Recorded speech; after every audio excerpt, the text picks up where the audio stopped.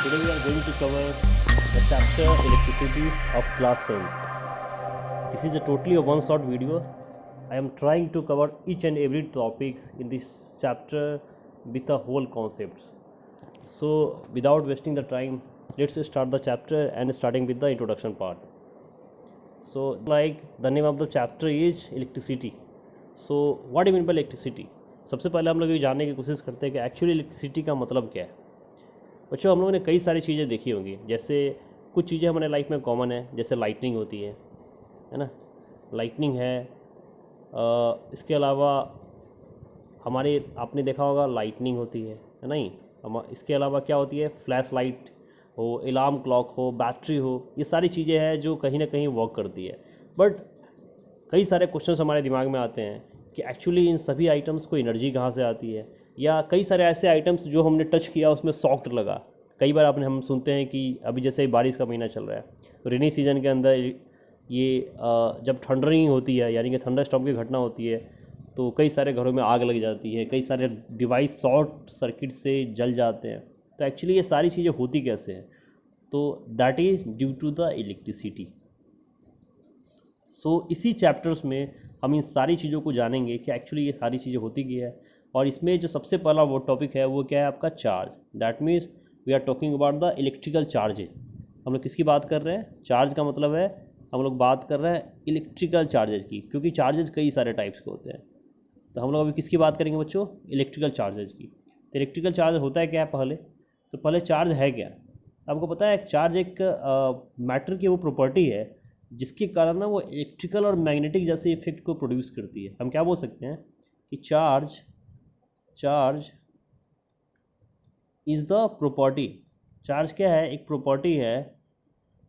किस टाइप की प्रॉपर्टी है, किसकी, मैटर की, जिसके कारण क्या होता है, due to which it produces electrical and magnetic effects. हम ये कह सकते हैं जिसके कारण वो इलेक्ट्रिकल और साथ में कैसा, मैग्नेटिक इफेक्ट को प्रोड्यूस करे। इलेक्ट्रिकल एंड मैग्नेटिक इफेक्ट मतलब क्या हुआ, चार्ज कहीं ना कहीं क्या है, एक एनर्जी है जो क्या करती है, मैटर की वो प्रॉपर्टी है जिसके कारण एक इलेक्ट्रिकल या मैग्नेटिक इफेक्ट जनरेट होता है। तो बच्चों ये इलेक्ट्रिकल क्या है, मैग्नेटिक इफेक्ट क्या है, हम लोगों ने जूनियर क्लासेस में पढ़ा होगा मैग्नेट्स के बारे में कि उसके अंदर पोल्स होते हैं, चार्जेज होते हैं। तो सेम इसी तरीके से जो आपके चार्जेज होते हैं ना बच्चों, वो दो टाइप्स के होते हैं। एक क्या होता है आपके पॉजिटिव चार्ज, पहला क्या होता है बच्चों, वो होता है आपका पॉजिटिव चार्ज, और दूसरा होता है आपका निगेटिव चार्ज। चार्जेज के दो टाइप्स होते हैं, एक पॉजिटिव और निगेटिव। अब ये पॉजिटिव और निगेटिव जिसको हम लोग बोलते हैं, अब जैसे यहाँ पे एक सिंबल देखिए कि लाइक चार्जेज रिपेल, यानी कि लाइक का मतलब अगर हम लोग ये प्लस पॉजिटिव का सिंबल होता है ना, this is the symbol of positive और this is the symbol of negative, minus symbol होता है। तो अगर हम लोग दो लाइक चार्जेज को आपस में रखें ना, तो ये हमेशा आपस में रिपेल करता है, चाहे वो प्लस प्लस हो या माइनस माइनस हो। और अगर हम लोग अपोजिट चार्जेज को रखते हैं तो हमेशा अट्रैक्ट करता है। इसका मतलब अगर हमारे पास कोई भी डिवाइसेज है ना जो वर्किंग करती है, जिसके अंदर सिग्नल फ्लो होता है, इलेक्ट्रिसिटी फ्लो होती है, वहाँ पे हमेशा अपोजिट चार्ज वर्क करते हैं, यानी कि उसके अंदर एक पॉजिटिव और एक निगेटिव चार्ज जरूर इंक्लूड होता है। So this is the charges and they have two types, positive and negative charges. And what is the property? Like charges repel with each other. That means positive also and negative also. They both are the repelling. Or then opposite charge means and plus minus or minus plus. They are the attracting. Okay, they are the attracting charges. And the SI unit of charge is what? Coulomb. SI unit क्या होता है charge का? Coulomb होता है. Coulomb. और इसको denote करते हैं कैपिटल सी से। बच्चों इस कभी कभी एग्जाम्स में एमसीक्यू में पूछ लिया जाता है इसका सीजीएस यूनिट, यानी कि सेंटीमीटर ग्राम सेकेंड। तो इसमें इसका यूनिट होता है स्ट्रैट कूलम। क्या बोलते हैं, स्ट्रैट कूलम उसका सीजीएस यूनिट होता है। ओके, अब हम लोग बात करते हैं इलेक्ट्रिकल चार्जर का एक्चुअली क्या होता है। तो बच्चों जो इलेक्ट्रिकल चार्जेज होती है ये क्या है, देखिए इलेक्ट्रिकल चार्जेज आप amount of charges flowing in a conductor. एक कंडक्टर में, अब कंडक्टर क्या होता है, जो ऐसा डिवाइस जो इलेक्ट्रिसिटी को कंडक्ट करे, जो फ्लो करे, उसको कंडक्टर बोलते हैं।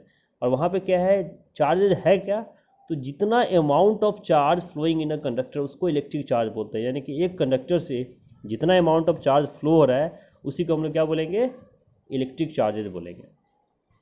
या इसको हम ऐसे ही बोल सकते हैं कि electrical charge on a body is always an integral multiple of the smallest discrete value, जिसको हम लोग बोलते हैं क्वांटा ऑफ चार्ज। क्वांटा क्या है, एक चार्ज के पास, एक इलेक्ट्रॉन्स के पास जितना मैग्नीट्यूड होता है। तो एक्चुअली आपको याद हो कि जो इलेक्ट्रॉन होती है उसके पास चार्ज क्या होता है बच्चों, 1.6 इंटू 10⁻⁻⁹ कूलम ये चार्ज होता है ना। अभी आपको ये भी याद होगा कि इलेक्ट्रॉन और प्रोटॉन के पास, दोनों के पास, यानी कि इलेक्ट्रॉन नेगेटिव होता है ना, इसके पास भी चार्ज होता है 1.6 इंटू 10⁻⁻⁹, और जो प्रोटॉन होता है उसके पास होता है 1.6 इंटू 10⁻⁹। बस अंतर ये होता है इसके पास माइनस होता है, इसके पास प्लस होता है चार्ज, ठीक है।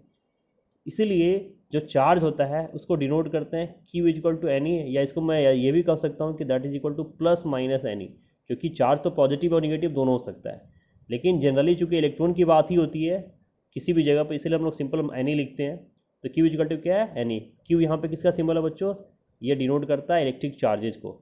एन नंबर ऑफ इलेक्ट्रॉन्स की संख्या को बता रहा है, नंबर ऑफ इलेक्ट्रॉन्स जितना फ्लो हो रहा है, जहाँ पे n क्या है 1 2 3 कुछ भी हो सकता है।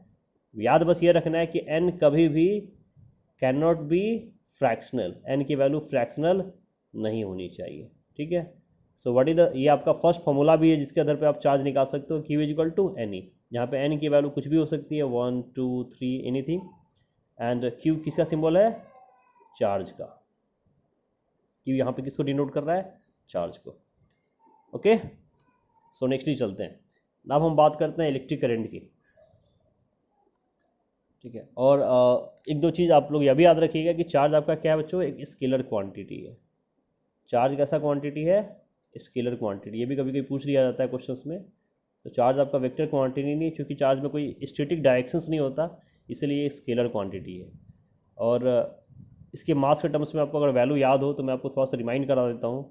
प्रोटॉन पे चार्ज कितना होता था, 1.6 इंटू 10⁻⁻⁹, और इसका मास क्या होता है बच्चों प्रोटॉन का, 1.6 इंटू 10⁻⁻24 ग्राम। न्यूट्रॉन के ऊपर पता है आपको कोई चार्ज नहीं होता, न्यूट्रल होता है ना ये, और इसका भी मास सेम होता है 1.6 इंटू 10⁻⁻24 ग्राम। सेम एज इलेक्ट्रॉन के ऊपर माइनस चार्ज होता है, और मास कितना होता है इसका, 9.1 इंटू 10⁻⁻28 ग्राम, ठीक है। तो ये इस चार्ज थे। यानी कि कभी कभी क्वेश्चन पूछ लिया जाता है कि what is the magnitude of charge of one electron, that what is the answer, the magnitude of charge of one electron is equal to 1.6 into 10⁻⁻19 coulomb. This is the answer actually. Okay, so now next forward, now we are talking about the electric current. So एक basic difference क्या है electric current का, कि the rate of flow of electric charges. अभी हमने देखा है कि इलेक्ट्रिक चार्जेज क्या है, जो उसके अमाउंट को बताता है। अब यहाँ पे क्या बोल रहा है कि जिस रेट से इलेक्ट्रिक चार्जेज फ्लो होता है ना, उसी को इलेक्ट्रिक करंट बोलते हैं, ठीक है। क्या बोलते हैं बच्चों, the rate of flow of electric charges is what, electric current, ठीक है। अब ये इलेक्ट्रिक करंट, और इसका फॉर्मूला क्या होता है, I is equal to Q/T, जहाँ पे I क्या डिनोट कर रहा है, ये इलेक्ट्रिक करंट का सिंबल होता है। I किसका सिंबल होता है, इलेक्ट्रिक करंट का, और चार्ज Q, अभी हमने देखा था ना चार्ज को, और T तो टाइम से डिनोट करता ही है। यानी कि यहाँ पे फॉर्मूला ये है ना, रेट ऑफ फ्लो, यानी कि flow of charge Q divided by T। कैसे डिनोट करेंगे, rate of flow of charge Q और with respect to time, time तो होगा ही होगा। तो इस तरीके से ये क्या होता है, फ्लो होता है। अब करंट बच्चों एक फंडामेंटल क्वांटिटी है जिसका ऐसा यूनिट क्या होता है, देखिए एक्सप्रेशंस क्या है इलेक्ट्रिक करंट का, I इक्वल टू Q/T। इसका ऐसा यूनिट होता है C/S और एम्पियर, कूलम्ब पर। C/S क्या है, ये है आपका कूलम्ब पर सेकेंड, या फिर उसको एम्पियर से डिनोट करते हैं, ओके। एंड अब इसी से आप फॉर्मूला भी निकाल सकते हो। क्वेश्चंस में कई बार ये पूछा जा चुका है कि व्हाट इज द एम्पियर, तो 1 एम्पियर क्या है, 1 कूलम बाई 1 सेकेंड। एक कूलम एक सेकेंड में कितना चार्ज फ्लो होता है वो एम्पियर में बताता है। यहाँ पे डेफिनेशन लिखा गया है कि 1 ampere is the current which flows in a conductor when 1 coulomb of charge passes in 1 second. यानी कि 1 सेकेंड में जितना कूलम ऑफ चार्ज पास हो रहा है वो, और जनरली 1 कूलम होता है, उसी को क्या बोलते हैं, 1 एम्पियर बोलते हैं। ओके, सो ये एक्सप्रेशन याद रखना है हम लोग को। अब कुछ चीज़ें इसमें समझिएगा कि जो इलेक्ट्रिक करंट होता है, अब यहाँ पे देखिए हम लोगों ने बात की फ्लो होने की, तो नो डाउट्स फ्लो होने किस में होगा, वो कंडक्टर में होगा ना।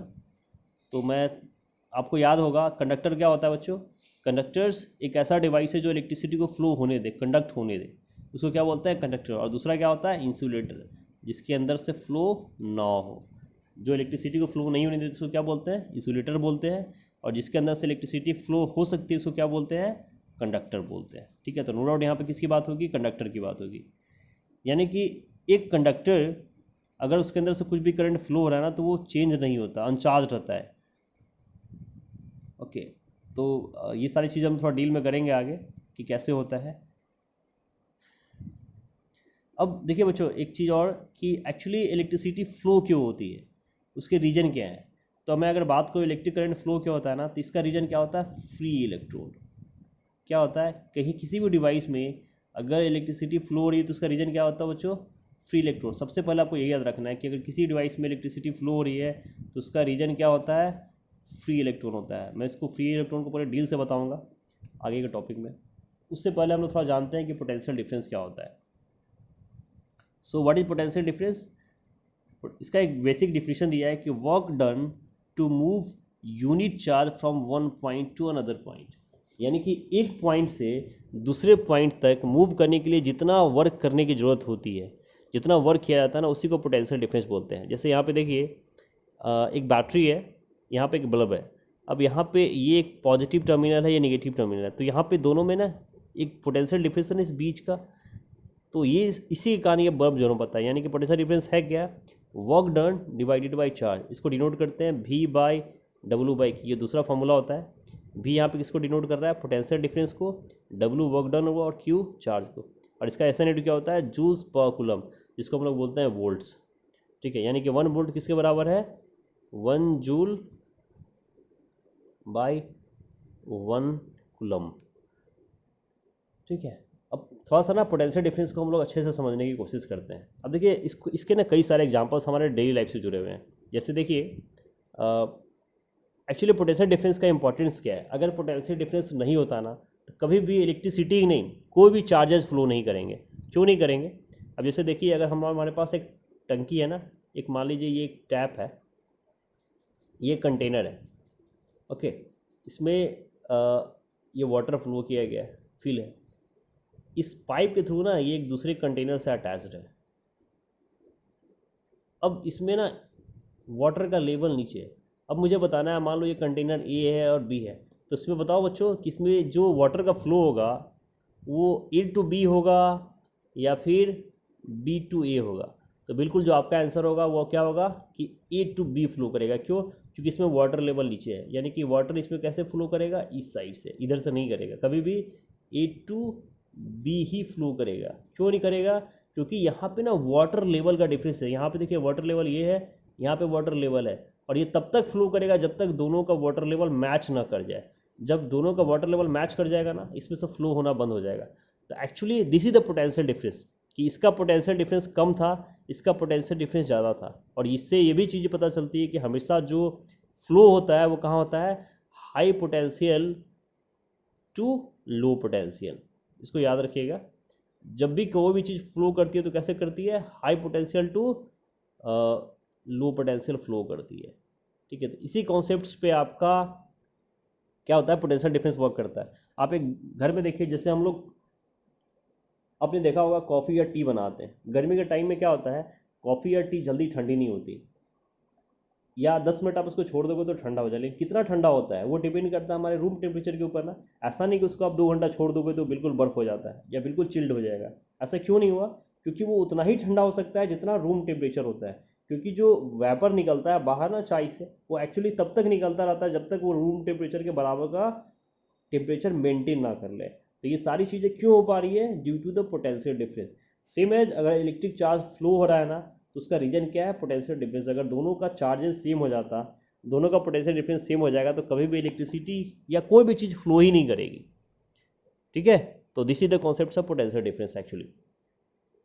So what is the potential difference? The formula is work done by charge and what is SI unit? Joule पर कूलम, या इसको वोल्ट भी बोलते हैं। और 1 वोल्ट किसके बराबर होता है? 1 जूल कम कूलम। अब यहाँ पे अगर वोल्ट को डिफाइन करना हो तो क्या बोल सकते हैं कि potential is 1 volt when 1 joule of work is done in bringing up 1 coulomb charge, यानी 1 कूलम चार्ज को लाने के लिए जितना वर्क डन कराएगा 1 जूल के द्वारा, उसी को हम लोग क्या बोलते हैं ना, वोल्ट कहते हैं। तो आप लोग 1 वोल्ट को भी डिफाइन कर सकते हो यहाँ से। Got it. तो अब हम लोग थोड़ा सा ना, मैंने बताया था कि अब हम लोग जानते हैं एक्चुअली, पहले रीजन जानते हैं कि इलेक्ट्रिसिटी फ्लो क्यों होती है।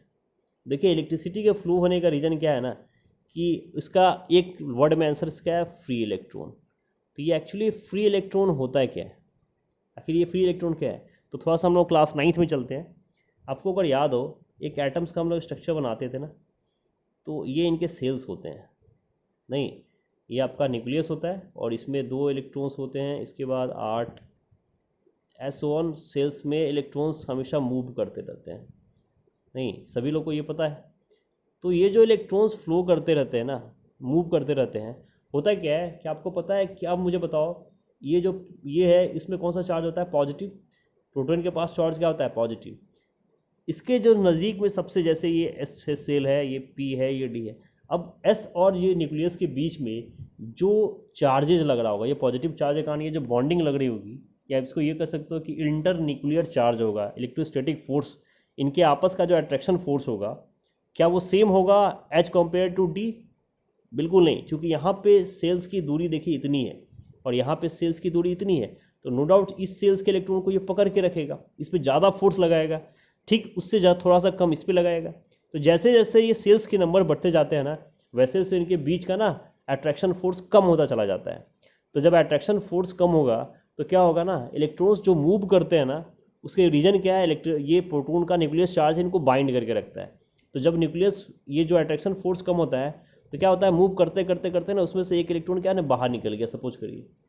तो ये जो बाहर निकल गया ना, इसी को बोलते हैं फ्री इलेक्ट्रॉन, और यही फ्री इलेक्ट्रॉन इलेक्ट्रिसिटी के मूवमेंट का कारण होता है।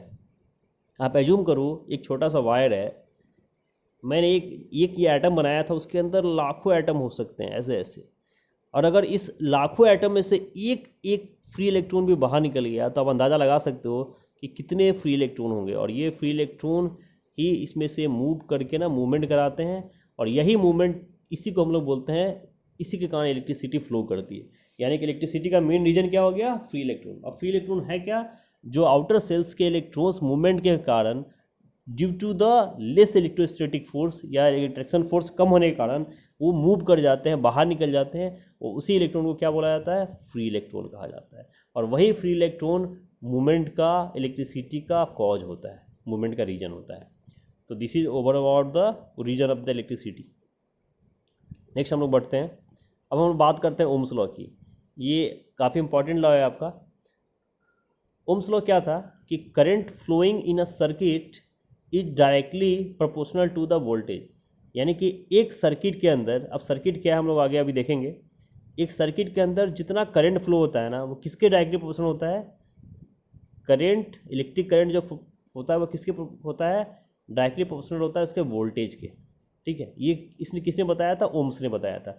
यानी कि मैथमेटिकली मैं ये कहूँ आई या भी कहूँ तो ये आई के बराबर होता है। और ये देखिए I directly proportional to D, और एक लॉ क्या आया? V equal to I R. तो यहाँ पे आर क्या है बच्चों? This is called constant of resistivity. इसको क्या बोलते हैं? This is called constant of proportionality, या फिर इसको रेजिस्टेंस कहा जाता है। इसको क्या कहा जाता है? कांस्टेंट।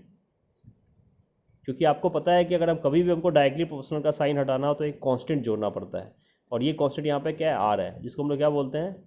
कांस्टेंट ऑफ प्रोपोर्शनलिटी, ठीक है। और जिसको हम लोग रेजिस्टेंस भी बोलते हैं, resistance of the conductor. Okay, constant proportionality है या रेजिस्टेंस ऑफ कंडक्टर भी इसको बोलते हैं। इसका सिंबल आर होता है। तो क्या है ओम्स लॉ? कि in any circuit the current flowing is directly proportional to the voltage, यानी कि जितना करंट फ्लो हो रहा है वो किस पे डिपेंड करेगा? यानी कि आप ऐसे समझो कि अगर एक ये हमारा वोल्टेज हो, और ये हमारा करंट हो। अब सपोज करो कि अगर वोल्टेज यहाँ पे था, करंट यहाँ फ्लो हो रहा है, फिर वोल्टेज तो यहाँ पे था, फिर करंट का ये, तो ये ना एक स्ट्रेट लाइन फॉलो करता है। क्यों? क्योंकि ये यूनिफॉर्म की तरह, यूनिफॉर्म वेरिएंट में आगे बढ़ता है। और यही किसने बताया था? ओम्स ने बताया था, इसीलिए इसको ओम्स लॉ के नाम से जानते हैं। तो ये सिंपल सा स्टेटमेंट याद रखना है कि I directly proportional to V या V directly proportional to I and V is equal to I R, where I is electric current, V is potential difference and R is the resistant और constant of proportionality. ठीक है, तो यहाँ पे उन्होंने पहली बार चर्चा किया रेजिस्टेंस का। तो रेजिस्टेंस क्या है, ये सारी चीज़ें आपको डिस्कस करनी है आगे। So let us define the what is the चलिए पहले थोड़ा सा इसको और देख लेते हैं, इसको थोड़ा सा और डीप से देखते हैं ओम्स लॉ को, ये कैसे वेरीफाइड किया गया था। एक्चुअली ये जो था ना कि इन्होंने क्या बताया था कि जो रेशियो ऑफ वी और आई का, इन्होंने क्या बताया कि वी और आई, ये सपोज करिए यहाँ पे मैं बना देता हूँ, this is the I and this is the V. तो इन्होंने क्या बताया कि the ratio of V upon I is the electric resistance of a conductor. यानी कि जो वी और आई का जो रेशियो होगा ना, इन दोनों का रेशियो कैसे बताएगा, ये लाइन बताएगा ना, ये क्या बताता है? इसके रेजिस्टेंस को बताता है। और ये इन्होंने एक एक्टिविटी के थ्रू हम लोग बताई थी, जो आपको यहाँ पे नहीं जानना है, तो इसीलिए हम लोग पहले रेजिस्टेंस की चर्चा करेंगे। तो रेजिस्टेंस है क्या बच्चों? रेजिस्टेंस है property of a conductor to resist the flow of charges to it. यानी कि कंडक्टर की वो प्रॉपर्टी जो फ्लो ऑफ, यानी कि एक कंडक्टर के अंदर जैसे ये चार्जेस फ्लो हो रही है, ये फ्री इलेक्ट्रॉन दिख रहे हैं ना आपको, ये सब फ्लो हो रहे हैं। तो अब बताओ, ये फ्री इलेक्ट्रॉन यहाँ से मूव जा रहा है, तो नो डाउट इसके रास्ते, ये तो सीधा जाता है ना, ये यहाँ जाएगा तो ये अपना रास्ता बदलेगा, फिर ये यहाँ टकराएगा, ये यहाँ टकराएगा। तो ये जो रोक रहा है ना इसको, दिस इज कॉल्ड रेजिस्टेंस। यानी कि रेजिस्टेंस क्या है? कहीं ना कहीं अपोजिंग प्रॉपर्टी है। एक कंडक्टर के अंदर चूंकि बहुत सारे मॉलिक्यूल्स होते हैं, चार्ज पार्टिकल्स होते हैं, मॉलिक्यूल्स होते हैं जो उसको रोकते हैं, यानी कि उसको अपोज करते हैं, और वो उससे टकराते हुए बाहर जाता है, निकलता है। तो ये जो एक तरह से ना अपोज किया, रोका, जिस तरह से हम लोग साइकिल, जब हवा का मूवमेंट होता है तो क्या होती है, आपके बॉडी पे एक फोर्स लगाती है ना, आपको उल्टा गिर देती है। तो इसी को क्या बोलते हैं? रेजिस्टेंस। तो रेजिस्टेंस को क्या बोल सकते हैं? सिंपली डिफाइंस करना है the property of a conductor to resist the flow of a charge. यानी कि एक तरह से ये अपोजिट चार्जेज है। ओके, अब हम तो रेजिस्टेंस क्या है? To resist the flow of charge, बस इतना याद रखिए, एक अपोजिंग प्रॉपर्टी है, ये अपोजिंग प्रॉपर्टी है जो कहीं ना कहीं चार्ज को फ्लो, यानी कि एक तरह से कहो हम लोग जितना इनपुट देते हैं इलेक्ट्रिसिटी में, जितना करंट देते हैं ना, उतना आउटपुट नहीं मिलता। क्यों नहीं मिलता? क्योंकि यहाँ पे कुछ लॉसेज होती हैं। अब वो लॉसेज किसके कारण होती है? रेजिस्टेंस के कारण होती है। ठीक है, अब यहाँ पे देखिए क्या है, we can reduce the current by increasing the resistance. यानी कि अगर हम लोग रेजिस्टेंस को इंक्रीज कर देना तो हम लोग करंट को रिड्यूस कर सकते हैं। यानी कि ये उल्टा रिलेशन होता है। जैसे यहाँ पे देखिए, रेजिस्टेंस है, करंट है, लो हाई लो हाई, यहाँ पे जैसे जैसे अगर रेजिस्टेंस ज़्यादा होगा ना तो इलेक्ट्रिक करंट लो होगा। यहाँ पे चूँकि रिलेशन क्या होता है, जैसे वी इजकल टू क्या था? आई आर ना, तो आर इजकल टू क्या हो जाएगा? वी बाई आई, यानी कि वी बाई आई का रेशियो है ना। सो आई देखिए यहाँ पे आर कहाँ है? नीचे, रेसिप्रोकल, यानी कि आप कह सकते हो कि I directly proportional to B and I inversely proportional to resistance. ये उल्टा रिलेशन होता है। यानी कि अगर आप रेजिस्टेंस बढ़ाओगे तो इलेक्ट्रिक करंट कम हो जाएगा, और रेजिस्टेंस कम करोगे तो इलेक्ट्रिक करंट ज़्यादा होगा। स्वाभाविक सी बात है, आप इसको ऐसे समझो कि जैसे हम लोग मार्केट जाते हैं, और मार्केट में अगर भीड़ बहुत ज़्यादा होती है तो क्या आप अपनी यूनिफॉर्म एक अच्छी स्पीड से मार्केट में पास कर सकते हो? क्या नहीं कर सकते ना, क्योंकि आपको भीड़ को पार करते हुए जाना पड़ेगा। तो वहाँ पे हमको रोका किसने? भीड़ ने ना। तो वो भीड़ तो हर कंडक्टर के अंदर होता ही है, और चूंकि हमको उससे टकराते हुए बचते बचाते जाना है तो हमारी स्पीड कम हो जाएगी। और अगर कहीं हमको खाली रोड मिलता है तो नो डाउट्स आप अपनी स्पीड मेंटेन कर सकते हो। इसका मतलब है कि रेजिस्टेंस किसके ऊपर डिपेंड कर रहा है? तो रेजिस्टेंस अगर ज़्यादा है, यानी कि भीड़ ज़्यादा है, तो करंट कम हो जाएगा, फ्लो कम हो जाएगा, और रेजिस्टेंस कम है तो इलेक्ट्रिक करंट ज़्यादा हो जाएगी। ठीक है, तो इस तरीके से आप लोग याद रख सकते हो। इसमें सबसे ज़रूरी चीज़ है ना कि रेजिस्टेंस के फैक्टर्स, ये काफ़ी इंपॉर्टेंट टॉपिक है, काफ़ी क्वेश्चन पूछा जाता है कि रेजिस्टेंस को कौन कौन से फैक्टर्स डिपेंड करते हैं। इसको अच्छे से समझिएगा। सबसे वाला फैक्टर है रेजिस्टेंस का लेंथ, यानी कि जो रेजिस्टेंस होता है ना वो डायरेक्टली प्रोपोर्शनल होता है लेंथ के।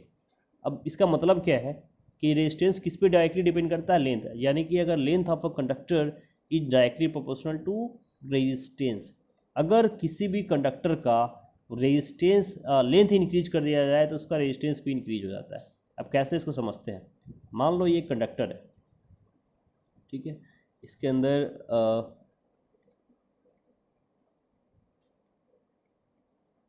ये एक डिवाइस है, ठीक है। अब इसके अंदर से मान लीजिए इलेक्ट्रिसिटी को पास, करंट को पास करना है, एक फ्री इलेक्ट्रॉन को पास करना है, तो यहाँ से पास करेगा ना, ठीक है, यहाँ से बचते बचाते अपने जाएगा, फ्लो होगा।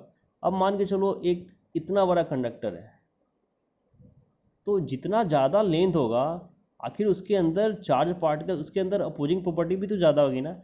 अब यहाँ पे ऐसे देखिए, इसको सिर्फ इतना दूर पार करना था, लेकिन इसको इतना पार करके जाना पड़ेगा, तो नो डाउट इसको ज़्यादा विरोध करना है, इसमें अपोजिंग ज़्यादा भी होगी ना, तो यानी कि यहाँ पे रेजिस्टेंस ज़्यादा हो जाएगा ना, क्योंकि यहाँ पे लेंथ ज़्यादा था तो पार्टिकल्स ज़्यादा थे, और जब पार्टिकल्स ज़्यादा होंगे तो अपोज ज़्यादा करेगा। दैट मीन्स इसका मतलब क्या है कि जैसे जैसे लेंथ बढ़ाओगे रेजिस्टेंस भी बढ़ेगा, और लेंथ घटाओगे तो रेजिस्टेंस भी घट जाएगा। इसीलिए बोलते हैं कि resistance is directly proportional to length. बिल्कुल जो मैंने भीड़ वाली कहानी कही है। अब जैसे मान लीजिए आपके अगर कहीं आप ट्रैफिक में जाते हो, कहीं भी ट्रैफिक अगर 100 मीटर में ही है तो आपको 100 मीटर ही पार करना पड़ेगा ना, लेकिन अब वो ट्रैफिक अगर 1 किलोमीटर लंबा जाम लगा हुआ है तो सोचो आपको और ज़्यादा टाइम देना पड़ेगा ना, आपका रेजिस्टेंस और बढ़ जाएगा। सेम कहानी यहाँ पे है। सेकेंड फैक्टर क्या है कि R inversely proportional to area of cross sections. यहाँ पे ए क्या है, एरिया ऑफ क्रॉस सेक्शन है, यानी कि जो रेजिस्टेंस होता है वो इन्वर्सली प्रोपोर्शनल होता है एरिया ऑफ क्रॉस सेक्शंस के, एरिया की क्रॉस सेक्शन। जैसे अब इसको ऐसे समझो, मतलब एक डिवाइस है, यहाँ पे ना इतना लेंथ है, ठीक है, अब इसमें ये है, इसमें फ्लो करेगा, तो यहाँ पे थोड़ा सा कंप्रेस्ड है, दिक्कत है। अब मान लो मैं इतने ही चार्ज पार्टिकल को, अब यह ऐसे एज्यूम कर लो ये एक बॉक्स है, इसमें ये सारा सामान डाला गया है। अब मान लो मैं एक बॉक्स देता हूँ इतना चौड़ा, और उसमें इसी सामान को डालना है, तब सोचो कितना आराम से फिट हो सकता है ना सारा सामान। स्पेस ज़्यादा होगा, और जब स्पेस ज़्यादा होगा तो वो आसानी से फ्लो कर लेगा बिना टकराते हुए। तो इसको यहाँ पे 100% जितना कम टकराएगा उतना कम रेजिस्टेंस हो जाएगा ना। दैट इज द रीजन कि when we are increasing the area of cross section the resistance is decreases, ठीक है, and we are decreasing the area of cross section resistance will be increases. So that is the inversely proportional. तो resistance कैसा होता है, area of cross section का inversely proportional होता है। तो इन दोनों रिलेशन का अगर आप यूज करें तो हम लोग क्या बोल सकते हैं कि R directly proportional to what, L by A. और मैं डायरेक्टली प्रोपोर्शनल का साइन अगर हटाऊँ तो मैं इसके लिए कांस्टेंट यूज करता हूँ रो, इसको क्या बोलते हैं, रो एल बाय ए, जहाँ पे रो क्या है, इसको बोलते हैं, क्या बोलते हैं बच्चों, रो को क्या बोलते हैं, दैट इज, इसको प्रोनाउंस करते हैं, याद रखिएगा, रो से, और दिस इज कॉल्ड रेजिस्टिविटी। इसको क्या बोलते हैं, resistivity, this is called resistivity of a conductor, जो हम लोग आगे देखेंगे कि रेजिस्टिविटी क्या होती है डील में, तो इसको रेजिस्टिविटी बोलते हैं। तो ये तीनों फैक्टर्स है, यानी कि रेजिस्टेंस अगर लेंथ इंक्रीज करेंगे तो रेजिस्टेंस भी इंक्रीज करेगा, एरिया ऑफ क्रॉस सेक्शन का इन्वर्सली प्रोपोर्शनल होता है, अगर area of cross section increase होगा तो रेजिस्टेंस डिक्रीज होगा, और area of cross section decrease होगा तो रेजिस्टेंस इंक्रीज होगा। Okay, and the relation is R is equal to rho L by A, जहाँ पे रो क्या है आपका, एक रेजिस्टिविटी है, कांस्टेंट ऑफ रेजिस्टिविटी बोलते हैं इसको, एक कांस्टेंट है ये, ठीक है, ये कांस्टेंट है एक। तो ये था आपका रेजिस्टेंस, और कई सारे हर कंडक्टर्स का अपना अपना रेजिस्टेंस होता है। अब जैसे अब अगर रेजिस्टिविटी की बात करेंगे, जैसे रो की हम लोग बात करें, तो रो की जो वैल्यू है, ये आपके बुक्स में टेबल दिया होगा कि जो कंडक्टर्स है उसका जो रेंज होता है ना रेजिस्टिविटी का, मैं रो की बात कर रहा हूँ, रेजिस्टिविटी की बात कर रहा हूँ, तो उसका जो रेंज होता है वो होता है 10⁻⁻8 टू 10⁻⁻6 माइक्रोमीटर तक, ठीक है। अगर मैं बात करूँ, ये कंडक्टर के केस में होता है, किसमें, कंडक्टर्स में। अगर आप इंसुलेटर की बात करोगे तो इंसुलेटर में क्या होता है, 10⁻8 टू 10⁻16 माइक्रोमीटर होता है, ये माइक्रोमीटर होता है ना। और सेमी कंडक्टर में भी होते हैं, तो उतना आपको नहीं देखना है। सबसे ज़्यादा जो रेजिस्टिविटी होती है वो किसकी होती है, मरकरी की। सबसे लार्जेस्ट किसकी होती है बच्चों, याद रखिएगा, सबसे जो लार्जेस्ट रेजिस्टिविटी होती है एच जी की। ये एमसीक्यू में पूछा सकता है। This is the largest resistivity. क्या होती है? लार्जेस्ट रेजिस्टिविटी किसकी होती है बच्चों? मरकरी का। अराउंड इसकी वैल्यू होती है 94.0 इंटू 10⁻⁻8 एंड इससे भी ज़्यादा होता है नाइक्रोम का एक्चुअली, इसलिए नाइक्रोम को यूज किया जाता है। एच से भी ज़्यादा नाइक्रोम का होता है। तो लार्जेस्ट तो नाइक्रोम होता है लेकिन सबसे पॉपुलर्स में, और इसीलिए नाइक्रोम का यूज कहाँ करते हैं? जैसे नाइक्रोम है, मैग्नीज है, एफई है, ये एलॉय के रूप में इसका यूज किया जाता है ना, that's the use of alloy. तो this is overall the resistivity. Now we are talking about the electrical circuit and resistance को देखो कैसे दिखाते हैं। जैसे ये इसका सिंबल होता है रेजिस्टेंस का, यहाँ पे एक सर्किट में जोड़ा गया है। अच्छा, सर्किट बच्चों क्या होता है? मैं बार बार सर्किट बोल रहा था। तो circuit is nothing, circuit is a closed path.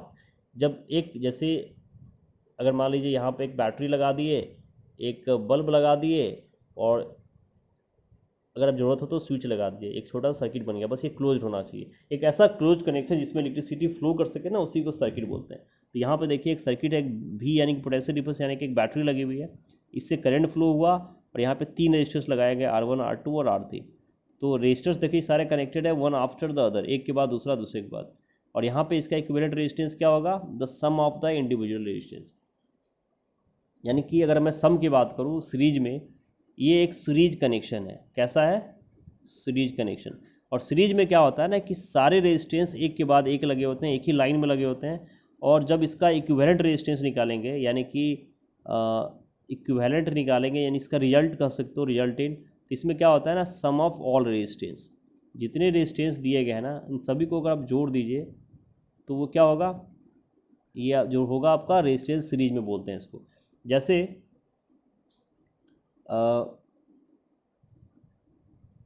आप इसको ऐसे बोल सकते हैं कि सीरीज क्या है ना, ये एंड टू एंड कनेक्शन होता है। जैसे ये देखिए सिंपल, अगर मैं सिंपल में बनाऊँ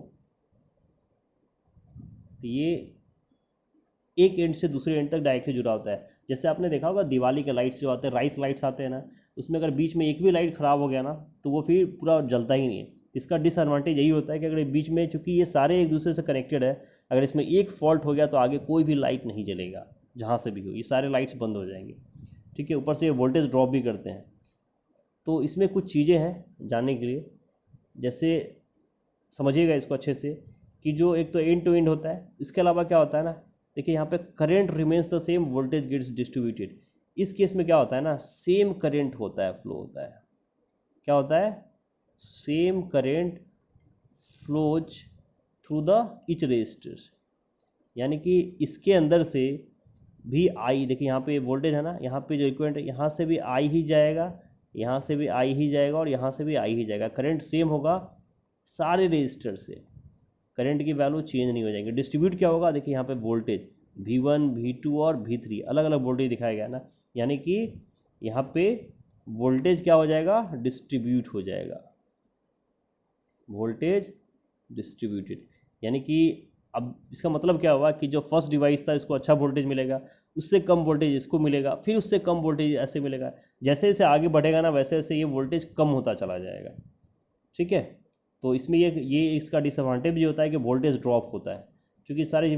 और इक्विवेलेंट रेजिस्टेंस मैंने क्या बताया है, इसको आप लोग ऐसे देख सकते हो कि आर इफेक्टिव इक्विवेलेंट रेजिस्टेंस का मतलब this is equal to R1 plus R2 plus R3 S1, जितने भी रेजिस्टर्स हैं सबको जोड़ दीजिए। और अप्लाइड वोल्टेज क्या होगा? अगर V की वैल्यू की बात करें तो no doubts V1 plus V2 plus V3 S1। तो अगर आप ये देखिए कि V अगर उसमें वोल्टेज हो रहा है, और अगर n रेजिस्टर्स हो, जरूरी नहीं कि एक दो रेजिस्टर से, तो इसको हम लोग कैसे लिख सकते हैं कि जो VI होगा वो क्या होगा? RI, यानी कि रेजिस्टेंस जितना होगा उतना divided by what? Total sum ना, R1 plus R2 plus R3 S1 Rn तक। और ये क्या बताएगा? वोल्टेज, यानी कि पूरे वोल्टेज की वैल्यू क्या होती है? जिसमें उतना इफेक्टिव रेजिस्टेंस होगा और टोटल रेजिस्टेंस का सम, ये से क्या बताता होगा? वोल्टेज बताता होगा। तो इस तरीके से इस पर वोल्टेज भी फाइंड आउट कर सकते हैं। इसका हम लोग एक्सप्रेशन निकालते हैं। देखिए ये दो रेजिस्टेंस के में दिया है कि अगर दो रेजिस्टेंस हो, देखिए तो R1 R2 R इक्विवेलेंट, 3 हो तो R1 plus R2 plus R3 S1, ये बढ़ता जाता है। अब हम लोग कैलकुलेट कर रहे हैं इसका एक्सप्रेशन n रेजिस्टेंस के लिए। देखिए तो यहीं पे दिया है कि R इक्विवेलेंट क्या होगा? R1 R2 R3, ये R ने इक्विवेलेंट, तो ये सम के फॉर्म में है। This is the R equivalent, यानी कि अगर कभी भी हमको इक्विवेलेंट रेजिस्टेंस को सर्किट निकालना हो तो सिंपली क्या करना है, उसको ना सारे रेजिस्टेंस को जोड़ देने हैं। ठीक है, अब इसका हमको निकालना है एक्सप्रेशन। क्या निकालना है? Expression. We have to find out the expression for effective resistance या इक्विवेलेंट रेजिस्टेंस, एन रेजिस्टेंस के लिए। तो हमारा सर्किट क्या था, देखिए यहाँ पे आया है R1 R2 R3, 3 सर्किट के लिए मान लेते हैं। जैसे मान लीजिए मैं 3 रेजिस्टेंस लेके चल रहा हूँ। ठीक है, ये एक बैटरी से कनेक्टेड है, सेल से कनेक्टेड है, और यहाँ पे ये की लगी हुई है। अच्छा, मैंने अब इलेक्ट्रिक सिंबल आपको नहीं बताया है, मैंने कुछ सिंबल बताता हूँ। ये प्लस माइनस, यहाँ से करंट फ्लो हुआ आई। अब हमको पता है कि करंट तो सेम होना है, तो सब में आई ही फ्लो होगा। नहीं, यहाँ से भी आपको आई ही मिलेगा। ड्रॉप क्या होगा, जैसे मान लीजिए रेजिस्टेंस है R1 R2 एंड R3, और ये आपका voltage V1 V2 and V3। तो अगर बैटरी जो V है कनेक्टेड है और पोटेंशियल डिफरेंस हमने दिखा दिया, तो यहाँ पे देखिए सम ऑफ द पोटेंशियल डिफरेंस क्या होगा बच्चों, यहाँ पे सम ऑफ पोटेंशियल डिफरेंस कितना होगा,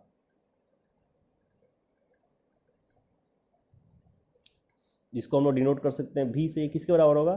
V1 plus V2 plus V3 के बराबर ना, क्योंकि 3 दिया गया, 3 का निकाल रहे हैं हम लोग। बिल्कुल। और मान लो लेट इफेक्टिव रेजिस्टेंस इसका है, मान लेते हैं इसका इफेक्टिव रेजिस्टेंस है R, R मान लेते हैं इसका इफेक्टिव रेजिस्टेंस है, और ये किसके थ्रू होगा, और करंट I फ्लो हो रहा है। तो आपको ओम्स लॉ के द्वारा पता है ना, बाय ओम्स लॉ हमको पता है कि V इक्वल टू होता है IR। ठीक है, तो अगर मैं इसको अलग अलग निकालूं तो मैं क्या बोल सकता हूं कि अगर V1 होगा तो ये क्या हो जाएगा IR1, है ना। V2 होगा तो क्या होगा IR2, सेम एज V3 क्या होगा IR3। ठीक है, और V है क्या बच्चों, V1 plus V2 plus V3 है ना, यानी कि V इक्वल टू मैं क्या लिख सकता हूँ, और V1 की जगह वैल्यू क्या यूज कर सकता हूँ IR1 ना। सो IR1 V2 की जगह पे IR2 और V3 की जगह पे IR3। तो और V किसके बराबर है बच्चों, IR के बराबर ना, तो ये किसके बराबर हो गया IR के बराबर। मैं लिख सकता हूँ IR equal to IR1 plus IR2 plus IR3। यहाँ पे I कॉमन निकाल लीजिए, तो देखिए ये क्या हो जाएगा I into R1 plus R2 plus R3, और यहीं पे I और I कैंसिल हो जाएगा ना, यानी कि R की वैल्यू क्या होगी, R इक्विवेलेंट यानी कि इफेक्टिव रेजिस्टेंस किसके बराबर हो गया R1 plus R2 plus R3। तो जो हमने अभी बोला था ना कि सम ऑफ ऑल, उसका हमने प्रूफ किया है एक्सप्रेशन कि ये कैसे होता है। और ये काफ़ी इंपॉर्टेंट है, ये वेरी वेरी इंपॉर्टेंट पार्ट है, ये एग्जाम्स में आता रहता है। तो इसको आपको एक्सप्रेशन को देखना है कैसे डिराइव करना है। गॉट इट, यानी कि अगर हमको सम ऑफ इफेक्टिव रेजिस्टेंस निकालना हो तो सिंपली उसके सारी रेजिस्टेंस का सम निकाल दीजिए, वो कैलकुलेट हो जाएगा। तो इस तरीके से इफेक्टिव रेजिस्टेंस सीरीज की केस में निकालता है। अब हम लोग बात करते हैं पैरेलल में। तो बच्चों पैरेलल रेजिस्टेंस क्या होता है, पैरेलल कॉम्बिनेशन होता है क्या है कि when resistors are connected between the same 2 points, जैसे फिगर्स में दिख रहा है ना, एक यही पॉइंट से यहाँ पर ये एक दूसरे के पैरेलली कनेक्टेड है, सेम 2 पॉइंट्स है ना, इन सब रेजिस्टर्स आर कनेक्टेड देखिए एक दूसरे से, है ना। इसको क्या बोलते हैं ना, पैरेलल कनेक्शंस बोलते हैं। इसमें इसको कैसे बोल सकते हो, इसको मैं अगर लिख दूँ कि जो रेजिस्टर्स होते हैं,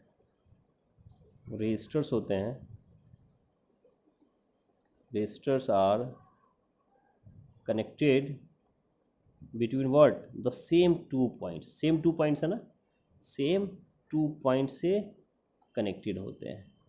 नहीं, जैसा फिगर में दिख रहा है, यानी कि आप इसको मैं एक शॉर्ट ऐसे भी बना दूँ, तब ऐसे समझो, यहाँ से एक रेजिस्टेंस गया, यहाँ से गया, और देखिए ये ना सेम पॉइंट्स पे यहाँ से आया और यहाँ पे जाके मिल गया, और ये अलग अलग रेजिस्टेंस है इसके, मान लीजिए R1 R2 R3 R4, यही हम लोग बोल लेते हैं बिटवीन द सेम 2 पॉइंट्स। इसके अलावा क्या होता है, जो फर्स्ट है, इसके अलावा इंपॉर्टेंट पॉइंट क्या है कि जो उनके बीच का पोटेंशियल डिफरेंस है, potential difference across each resistors are same.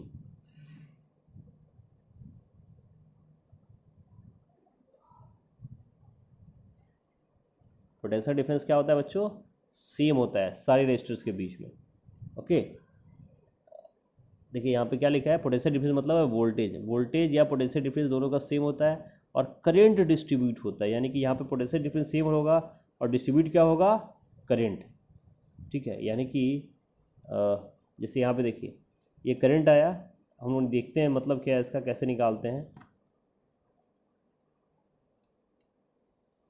इसको। आप ऐसे समझिए, जैसे मान लो एक सर्किट है ये,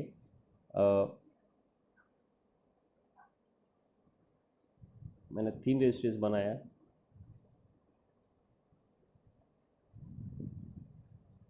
और ये एक बैटरी से कनेक्ट कर दिया, यहाँ पे एक बैटरी है प्लस माइनस, ये एंड इसका इससे कनेक्टेड है ना, यहाँ से फ्लो हुआ, यहाँ पे करंट गया, ठीक है, आई फ्लो हो गया, यहाँ पे गया, यहाँ तक तो ठीक है। अब यहाँ पे देखिए ना, आई 3 पार्टों में बढ़ेगा, मान लीजिए ये I1 है, ये I2 है और ये I3 है।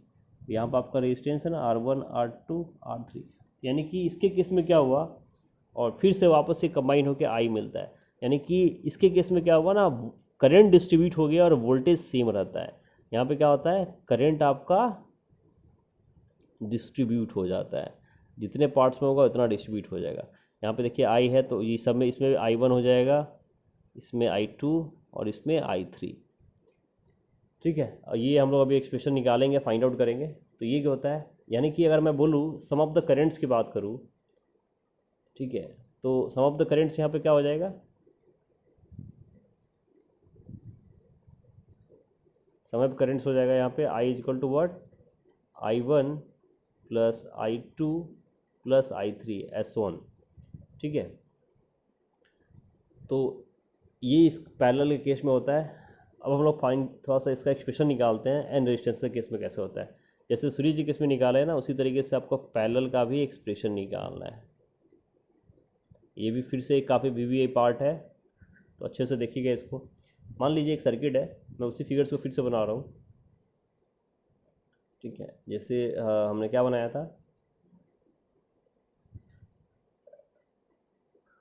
ये करंट था, ये यहाँ से एक बैटरी से कनेक्ट किए इसको, प्लस माइनस यहाँ से, और ये सारे टर्मिनल कनेक्ट होके यहाँ पे आए, यहाँ से आई गया, इसमें I1, इसमें I2, इसमें I3। Suppose this is R1 R2 and R3, यहाँ फिर I मिला। अब इस केस में देखिए क्या है, दिस इज द V, कि मान ली 3 रजिस्टर्स है R1 R2 R3 जो पैरेलली लगे हुए हैं, ये पैरेलल का रजिस्टर दिख रहा है, एक बैटरी से कनेक्टेड है। अब इनके बीच में जो पोटेंशियल डिफरेंस आएगा वो तो सेम होगा, V की वैल्यू क्या हो जाएगी, सेम होगी। ठीक है, लेकिन करंट डिस्ट्रीब्यूट हो गया ना। मान लीजिए इसमें इफेक्टिव रेजिस्टेंस करंट हो आपका I, तो मैं क्या बोल सकता हूँ कि I equal to what, I1 plus I2 plus I3 ना, 3 का केस है तो 3 ही लेके चलते हैं। Suppose this is equation 1। और इसका इफेक्टिव रेजिस्टेंस क्या होगा बच्चों, मुझे पता है कि V इक्वल टू क्या होता है, I बार R ना, सो I इक्वल टू क्या होगा, V बाई R, यानी कि I अगर रेजिस्टेंस हो तो रेजिस्टेंस इन पैरेलल में लिख सकता हूँ इसको। RP मतलब क्या है, रेजिस्टेंस इन पैरेलल। सपोज इसी, और आपको पता है कि V तो सेम है सेम रेजिस्टर्स के लिए, तो मैं लिख सकता हूँ कि I1 equal to what, V by R1, I2 is equal to what, V by R2, और I3 is equal to what, V by R3। ठीक है ना। और यहाँ पे अब इसकी वैल्यू को मैं इक्वेशन 1 में यूज करूँ तो I क्या है, और I क्या हो जाएगा, V बाई R ना, तो इसको मैं लिख सकता हूँ I equal to what, I की जगह पे क्या लिखूँगा, V by RP। First equation में यूज कर रहा हूँ इसको मैं, और इस I1 की जगह पे क्या लिख सकते हैं, V बाई R1, I2 की जगह पे V बाई R2, और इसकी जगह पे V by R3। V common निकाल लीजिए तो क्या हो जाएगा, V by RP equal to V by 1 by R1 plus 1 by R2 plus 1 by R3 ना। तो यहाँ पे भी कैंसिल हो गया, यानी कि आपका क्या आया, आपका आया 1 by RP equal to what, 1 by R1 plus 1 by R2 plus 1 by R3। This is the expression to find out the parallel circuits, यानी कि यहीं ये लिखा हुआ है यहाँ पे कि 1 by R equivalent equal to 1 by R1 plus 1 by R2 plus R3, अगर एन के निकालना तो प्लस 1 बाई RN। और ये काफ़ी इंपॉर्टेंट है, बार बार एग्जाम्स में एक्सप्रेशन पूछा जाता है, तो इसको अच्छे से करिएगा। तो यानी कि यहाँ पे रेसिप्रोकल है ना, reciprocal of sum of the all resistances. Series के केस में क्या था, कि सारे रेजिस्टेंस सम हो रहा था, पैरेलली कनेक्ट हो जा रहे थे। और यहाँ पे क्या है ना, the sum of resistance of the sum of all reciprocal of all resistances, इस तरीके से पैरेलल में कनेक्ट होता है। तो अगर मैं अब आपसे पूछूं कि इसका एक कंपैरिजन करके बताइए सीरीज और पैरेलल में, तो कैसे करेंगे। यहाँ पे भी अगर मैं सीरीज और पैरेलल में comparison between series and parallel circuit, तो क्या क्या डिफरेंस मिला आपको।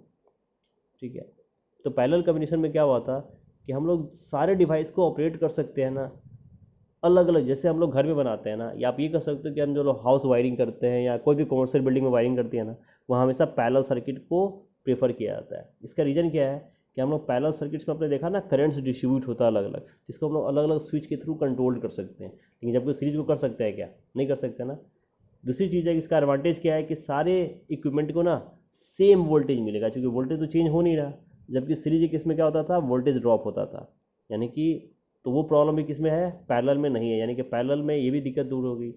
और इसीलिए हम लोग अलग अलग रेटिंग भी दे सकते हैं। दैट इज द रीजन कि parallel combination is better than series in the case of wirings और एनी सर्किट्स। ठीक है ना, तो इसीलिए पैरेलल्स को बेटर करते हैं। इसके अलावा पैरेलल्स के अंदर ना वोल्टेज ड्रॉप, चूँकि हमने देखा कि सेम वोल्टेज पास होता है ना, तो काफ़ी कम होता है। यानी कि कभी भी हमको अगर किसी का भी वोल्टेज कम करना होना, कम वोल्टेज पे भी काम करना हो करंट, तो वहाँ पे ना पैरेलल सर्किट प्रेफर की जाती है। कभी भी सीरीज नहीं किया था, क्योंकि सीरीज में वोल्टेज ड्रॉप काफ़ी होता है। तो ये कंपैरिजन के लिए आप लोग जो दोनों डिफरेंस फार्मूला भी आप लोग को पता है, तो इस तरीके से आप लोग डिफरेंस निकाल सकते हो। ठीक है, अच्छा कुछ इलेक्ट्रिकल सिम्बल्स की मैं बात कर रहा था, तो मैंने सिम्बल्स नहीं बताया था, तो सिम्बल्स देख लीजिए। कुछ कॉमन सिम्बल्स जो एग्जाम में शायद पूछ लिए, आप लोगों को पता होगा। सबसे पहले इलेक्ट्रिक सेल को कैसे दिखाते हैं, तो ये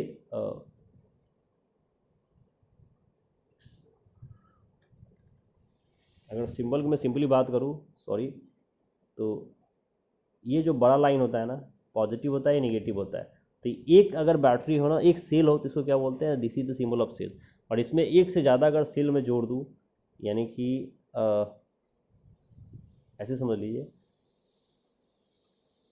यहाँ पे दो जुड़ गए ना, तो यहाँ पे टू सेल्स है, तो इसको क्या बोलेंगे ना, बैटरी। इसको क्या बोल देंगे, बैटरी। यानी कि बैटरी और सेल्स में डिफरेंस क्या है कि battery is a combination of cell, और सेल तो सिंगल होता है, एक प्लस और माइनस चार्ज का होता है।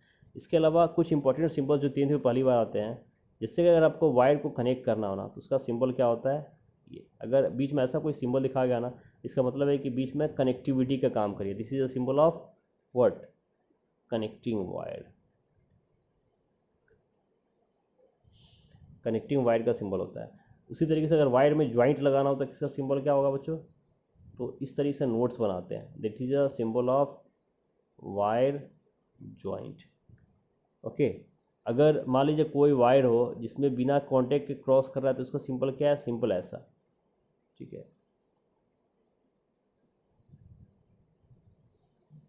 सिंपल ये आपका, सॉरी, ये वायर इसका सिंबल था ये।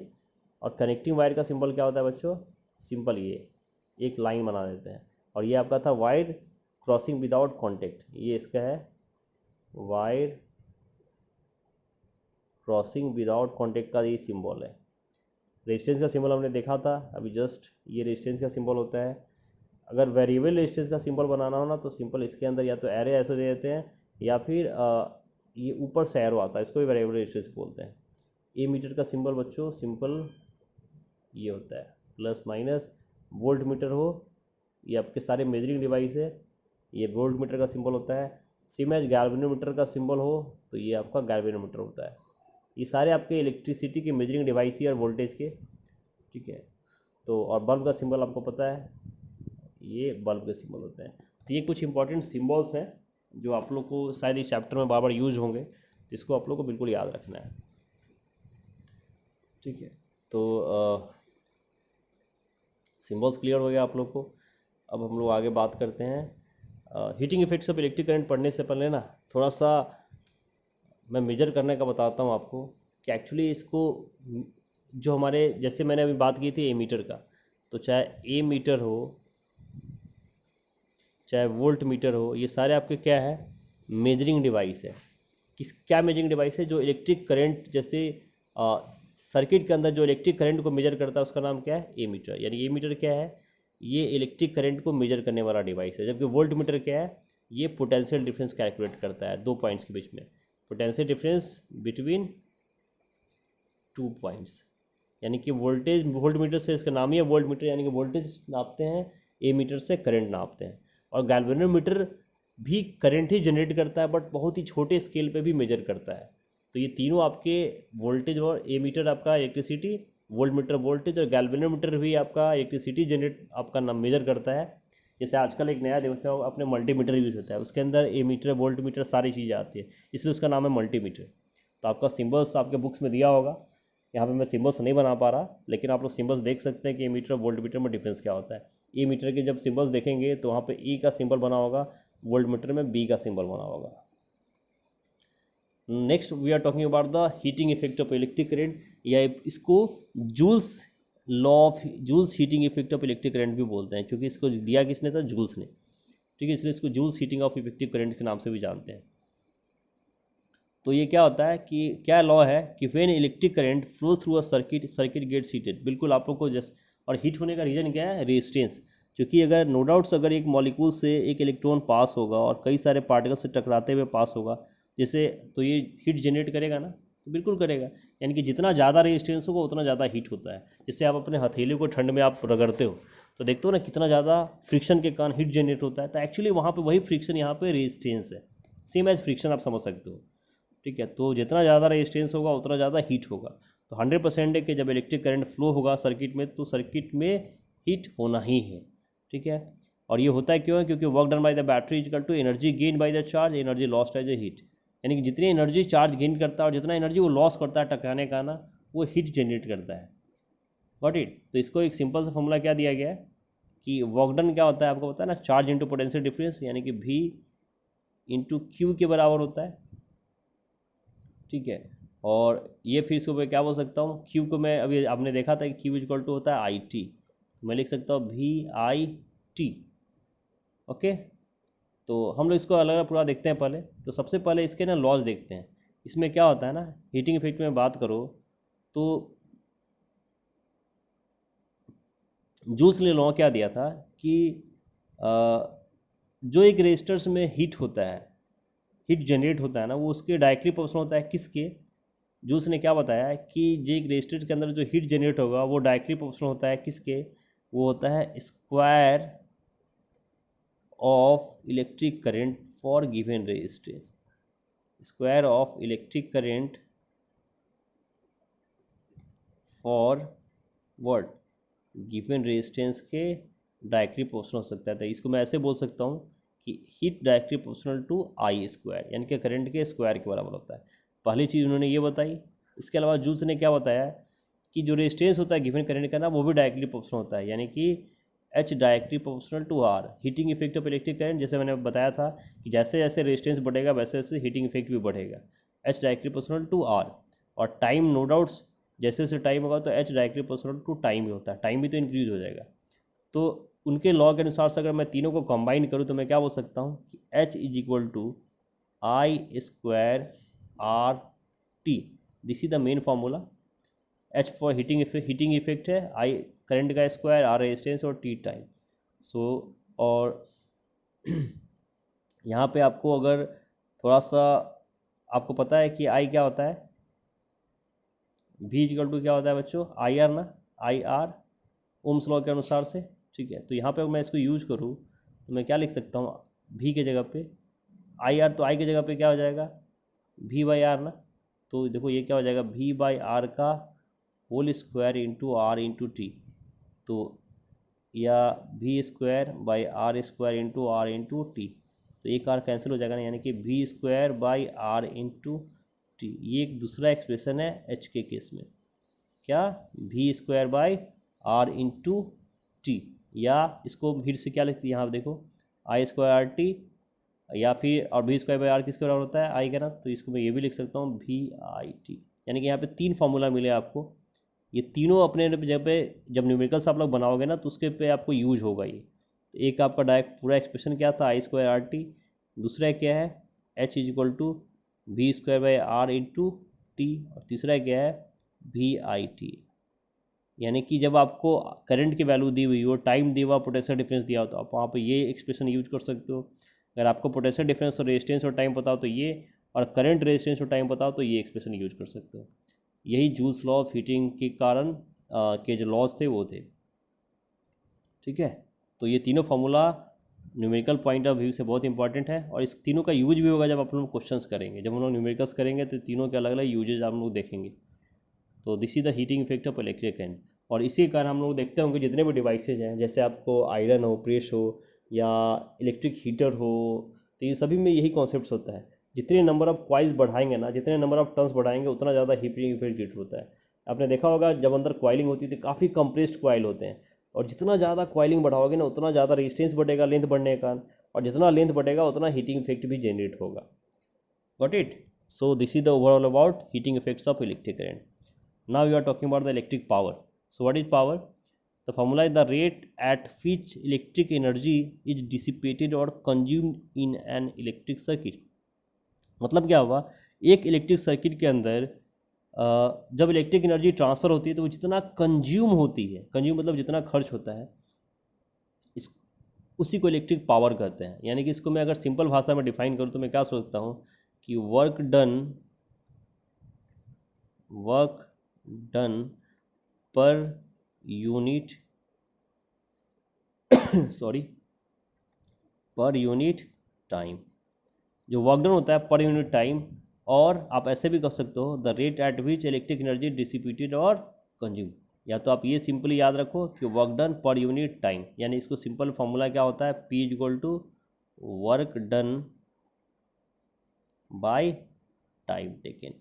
यानी कि पावर क्या है, किसी भी चीज़ में ना के वर्क को करने में जितना टाइम लगाता है। जनरली हम लोग बोलते हैं ना कि अरे यार इस कार के अंदर देखो कितना पावर है, ये इतने सारी, या इस जेसीबी में कितना पावर है, कितने बड़े बड़े गाड़ी को उठा लेता है, तो वहाँ पे पावर कितना है, यानी कि वो कितने टाइम में ना कितना वर्क कर पा रहा है। इसी तो पावर को वहाँ डिफाइन कैसे कर रहे हैं, वर्क डन के आधार पर ना, जो जितना ज़्यादा पावरफुल वर्क कर पाता है उसको बोलते हैं बहुत पावर। तो पावर कैसे डिफाइन करेंगे बच्चों, work done per unit time, यानी कि और जितना इलेक्ट्रिक एनर्जी वो डिसिपेट करता है या कंज्यूम करता है इलेक्ट्रिक सर्किट के अंदर।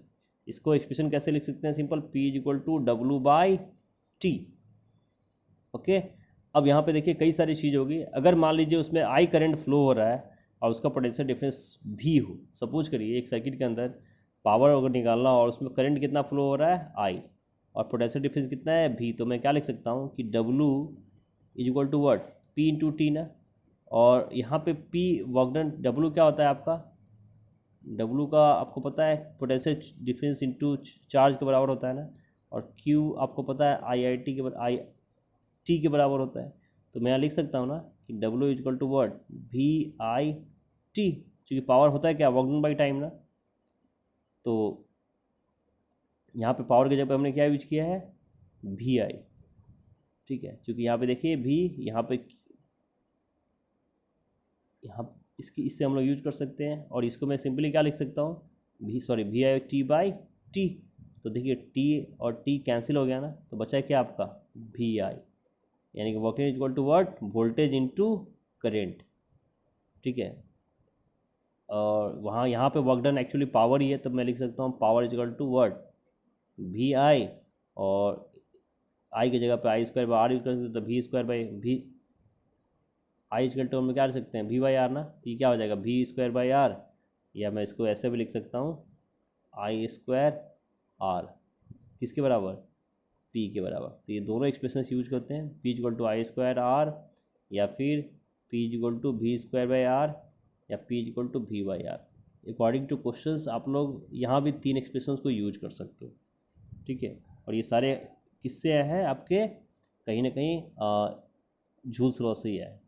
तो this is the electric power, यही लिखा है, power is equal to heat dissipated by time V by R. यहाँ पे देखिए, यहाँ P is equal to V by R, V square by R और आई स्क्वायर आर, ये तीनों फॉर्मूला आप लोग यूज करोगे। इलेक्ट्रिकल एनर्जी क्या होती है बच्चों, शॉर्ट में देखिए, तो electric energy consume is equal to power into time, so V I T. और अगर इसकी कॉस्ट कितनी कंज्यूम होगी, तो cost of electricity per kilo watt hour into energy consume, जितना एनर्जी कंज्यूम हो रहा है उसका जितना कॉस्ट है। यानी कि अगर मान लीजिए 10 वाट की एनर्जी कंज्यूम्ड हो और जितना कॉस्ट होगा उसको मल्टीप्लाई कर दीजिए तो कॉस्ट ऑफ इलेक्ट्रिसिटी निकल जाएगी। जिस तरीके से आपका क्या होता है, इलेक्ट्रिसिटी बिल जनरेट होता है। अब आप प्रैक्टिकली अगर आप बात करो हीटिंग इफेक्ट के एप्लीकेशंस की, तो आपको पता है हम लोग बल्ब में यूज कर सकते हैं, आयरन में यूज कर सकते हैं, रूम हीटर में यूज कर सकते हैं। ये सारे इसके एप्लीकेशंस ही है ना। और साथ में जो बिल हम लोग आप लोग अगर देखा होगा इलेक्ट्रिसिटी का, तो उसमें ये लिखा होता है कॉमर्शियल यूनिट। तो बच्चों कॉमर्शियल यूनिट क्या होता है, जनरली इसका यूनिट क्या होता है एनर्जी का, वाट, ठीक है। और कॉमर्शियल यूनिट क्या होता है, किलो वाट पर आवर, ठीक है, KWH। यानी कि जब भी कॉमर्शियल यूनिट का मतलब क्या होता है, जो इंडस्ट्री व्यवसाय के लिए यूज होती है, जैसे हम लोग जो बिजनेस पर्पज़ के लिए जो इलेक्ट्रिसिटी यूज करते हैं उसको क्या बोलते हैं, कॉमर्शियल यूनिट ऑफ एनर्जी। और उसका चूंकि वो बड़ा यूनिट होता है ना, अब शॉप्स में इंडस्ट्रीज में काफ़ी खपत होती है, तो उसका बिल आप सिंपल वाट में नहीं निकाला सकता क्योंकि बहुत बड़ा बिल हो जाएगा। तो इसीलिए उसको किस में कैलकुलेट करते हैं, किलोवाट आवर में। और उसी यूनिट को क्या बुलाता है, कॉमर्शियल यूनिट। यानी कि अगर कभी क्वेश्चन पूछ जाए कि what is commercial unit of energy, तो what is the answer, kilo watt hour. तो ये आपका ओवरऑल कॉन्सेप्ट था आज इलेक्ट्रिसिटी चैप्टर्स में। और तो एक बार अच्छे, ये काफ़ी इंपॉर्टेंट चैप्टर है आपके आने वाले बोर्ड के लिए भी, इंटरनल एग्ज़ाम के लिए भी, और आपके प्रैक्टिकल नॉलेज के लिए भी। तो आई होप आप लोग को लेक्चर पसंद आया होगा, और आपने अगर लेक्चर्स में कुछ सीखा, कुछ आपको अच्छा लगा, तो प्लीज़ इस लेक्चर्स को शेयर करिए, चैनल को सब्सक्राइब करिए अगर अभी तक आपने नहीं किया है तो, और हमारे साथ बने रहिए नेक्स्ट वीडियो के लिए। तब तक के लिए जय।